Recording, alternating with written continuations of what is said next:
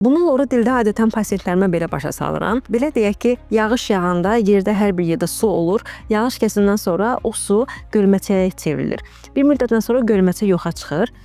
Növbəti dəfə yağış yağsa yenə də həmin yerdə gölməçələr yaranır. Bu misalı nəyə görə gətirirəm? Çünki bəzən pasientlər deyir ki, necə ola bilər ki, məsələn hər bir kəsdə aybaşı öncəsi, menstrual sikl öncəsi dediyinizə görə kistalar yarana bilər. Bu hormonal disbalansa bağlıdır. Süd vəzi ödemlənir, ağırlaşır, daşlaşır, hətta iç geyimlərini pasientlər çıxaranda deyirlər ki, sanki bir daş sallanıb. Bu cür narahatçılıqlar olur. Buna belə deyək, PMS deyirlər. Yəni menstruasiya önü sindromlar sayılır bu və bu hallar hamısı normaldır.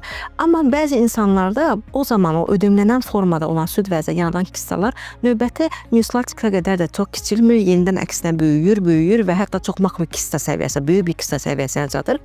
Misalımı ona gətirdim ki, yəni bəzən uzun müddət gec yatanda, üz-üstə yatanda, bəlkə menstrual sikldə pozğunluq olanda, bağırsaqda qəbizlik olanda, qalxanvari vəzdən bağlı, yəni zob dediyiniz orqanla bağlı problemlər olanda, hər hansı bir hormonal düzəlsizliyi olanda, böyrək üstü vəzin problemləri olanda və s. bu formada bəzən süd vəzdə yaranan ödem növbəti aybaşıya qədər tam kiçilə bilmir, tam gedə bilmir. Bu zaman yağış yağmurundan sonra yaranan gölməçənin yerinə yenidən bir yağış yağarkən o gölməsə daha da çox böyümüş olur. Bu minvalla süd vəzdə də yaranan o kistalar hormonal düzəlsizlik fonunda kiçilə bilmir, o əksinə daha da böyümüş olur. Ona görə də bəzi pasientlərdə kistalar makrokista, yəni böyük bir kista həcmində çata bilər. Sual verirlər, bəs məndə makrokista var, burada mən nə etməliyəm?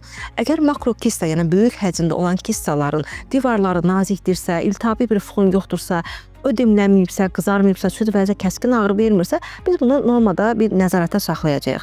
Yox, əgər süd vəzi kistaları həddindən çox böyükdürsə və bu süd vəzdə həm deformasiya yaradırsa, həm kəskin ağrılar yaradırsa, çox bir qısa bir yolla, incə aspirasiya yolundan, adi bir iynə ilə, aspirasiya yolu ilə həmin kistanın içini boşaldırıq və xəstə tamamilə kistadan azad olmuş olur.